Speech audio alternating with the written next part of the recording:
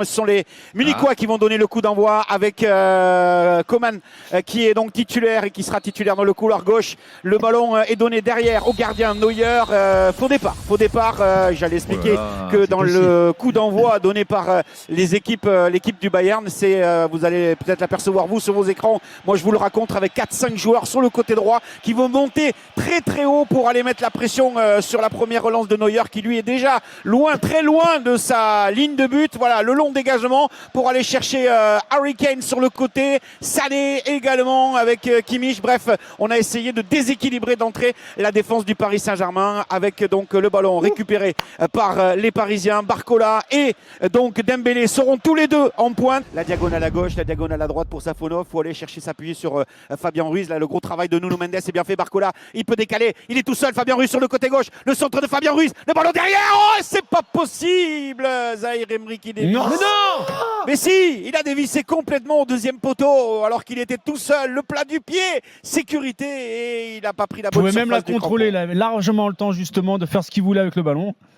Ouais, il peut contrôler. La seule véritable action où ils sont dangereux, avec Barcola qui dégage, qui décale, Ruiz, et le centre qui est impeccable, et Warren Zaïre Emery qui dévisse. Pour l'instant, 1-0 pour le Bayern Munich, mais assistance Bayern. vidéo sur un corner. Il y a de cela une petite minute, de la gauche vers la droite, superbement bien frappé par Kimmich.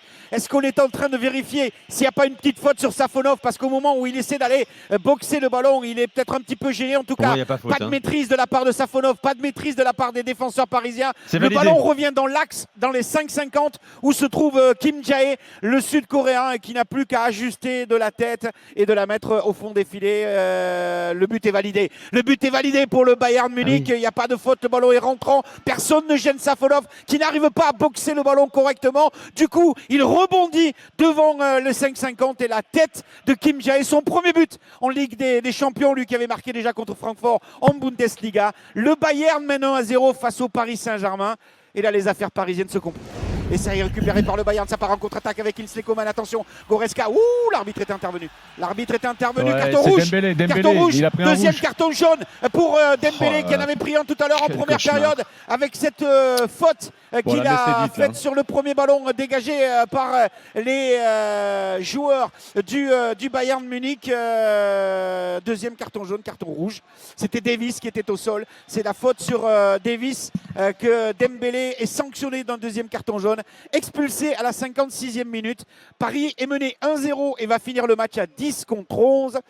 Les affaires du Paris Saint-Germain commencent petit à petit à être de plus en plus compliquées alors que Hakimi a pris un jaune. C'est sévère ce jaune. Il prend pas le ballon, Dembélé Si, puis même, est-ce qu'il touche réellement? Ouais, s'il prend un peu la cheville quand même. d'Alphonso Davies. Il va avec l'intention de prendre le ballon, mais pour moi, il prend la cheville de Davies. Ça mérite un jaune, ça. Ouais, ça me semble un poil sévère. En tout cas, Paris, et ça c'est l'information également, va terminer à 10 contre 11 Munichois. Il y aura du temps additionnel avec Kang In Lee pour le frapper. Gonzalo Ramos au deuxième poteau qui se fait oublier. Le ballon est fuyant. C'est renvoyé ou pas Mécano avec peut-être Pacho qui va décaler. La frappe à venir de la part de João Neves au-dessus du but de Neuer. Il n'y en aura pas beaucoup des situations comme celle-là.